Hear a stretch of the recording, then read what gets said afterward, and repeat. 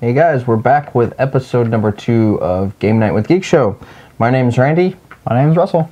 Check us out on the web at geekshow.us and send us emails. My email is saberj@geekshow.us. Mine is jack@geekshow.us. And we'd love to hear back from you to see what you think of the show. We have another game this week called Realms of Europe. And this is going to be really similar to the game we did last week, Railroad Tycoon, because it is an expansion of Railroad Tycoon. Tell us a little bit about the game. Well, okay. Realms of Europe was produced by Eagle Games in 2008. It's designed by Glenn Drover, who did Age of Empires 3, I believe it was, yes. And Railroad Tycoon. And Railroad Tycoon, yes. It's 3 to 5 players. You're not supposed to do it with 2, but we've done it with 2, and it works just fine. It's 2 to 4 hours. And, yeah, that's about all there is about it.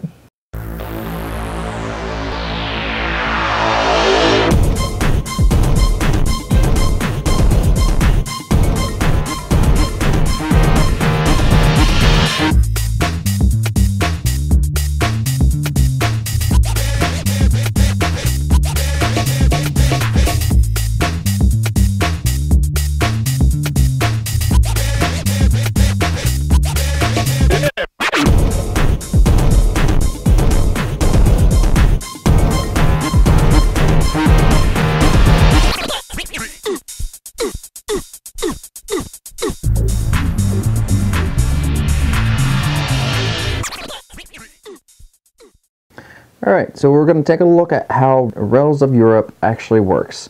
Realms of Europe is, of course, as we mentioned, an expansion to Railroad Tycoon. So all these bits and pieces that you will see on the board are from Railroad Tycoon. But the board itself, that's what you get with Realms of Europe. So if you watched the Realms of Europe component demonstration, then you will know the basics of how the game works. Basically, everything's pretty similar. When you start, you lay out a number of cubes equal to what the city says. So most of the colored cities will have a number from 2 to 5, and most of the gray cities will have 1. So basically, after you've laid out all the cubes for the cities, then you're going to hold a player auction to determine who goes first.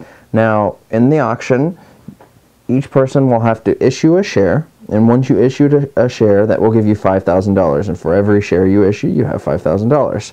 So then it will go around in order, and you bid based on how likely you want to go first. If you want to go first, if you definitely want to go first, you're going to bid a little higher. And this is all going to take place based on the initial cube layout.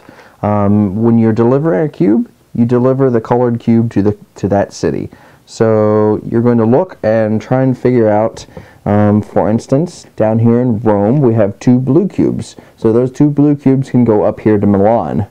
And so in order to do that, that would be a 1-track delivery. So you're going to look for those initial 1-point deliveries, and you're going to see where they are. Now, if there's a lot of them on the board, you may bid low. If there's very few and you really want to get out there and get them, then you may bid high. But the thing is, however high you bid, you're going to have to spend that money. And then you're also going to have to spend the money to build your initial track. So, let's say I go first.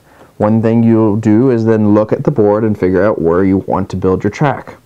This is important because of all the mountains on the boards, all the places with dots are mountains, and then anything that has water in the hex is considered a water hex. Now, it costs 4,000 to build on a hill. And that's the things with the dots in it. And then a mountain is actually considered breaching the dark brown borders. And that's an additional 4,000. You'll almost never do that. The water hexes, however, are an extra 1,000. So it's 3,000 total for those. So when you're building your first build, you're going to look and see where you can do it for the cheapest price. Now, there's going to be some cards that come out at the very beginning of the game. These are called the starting event cards, and there'll be one for the first player that makes a 1-point delivery gets an extra point, and then the first person to make to deliver 4 different cubes gets 4 points, and the first person to make a 3-link delivery gets 3 points.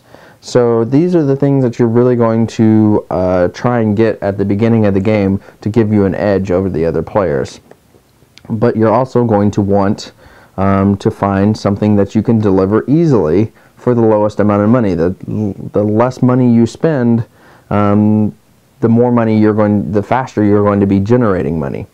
So we take a look and we say, okay, Paris has 1 purple cube that can be delivered to Amsterdam. There's 2 blue cubes that can be delivered between Rome and Milan. So you're going to consider, all right, it's going to be 3,000 for this track and then 2,000 for that track. It's going to cost 5,000. That's going to be an entire share that you're going to have to issue in order to build that connection. Down here between Rome and Milan, it's going to be 3,000 for the water track and then 4,000 for the hill track. So that's going to be 7,000. That's going to be 2 shares that you're going to have to issue, you know, minus whatever you had left over from the auction. So one thing you may end up doing, depending on your situation and depending on your strategy, is you may take the cheaper route and you may decide, I'm going to build here and I'm going to build here, and you're going, because you've already issued the share, you know, depending on how much money you have left over from the auction, you may need to issue another share. But once you've paid for that, 2,000, 3,000, 5,000, you're going to lay your train down to claim that track. And then that will be the end of your individual turn, or that round. Your turn for that round. And then it's going to go to the next player. And so that player may decide, well, you took that good spot, so I'm going to go down here and I'm going to build track between Rome and Milan. And so then that player will place his track and pay for the track, and then he'll place his train color on that to signify that that's yellow's track. And so then it'll go around. How many ever players you have will each build their own little track, and then it will come back around. And then on your second, you'll go to round 2. On your second round, second round turn, you're going to deliver a cube, generally.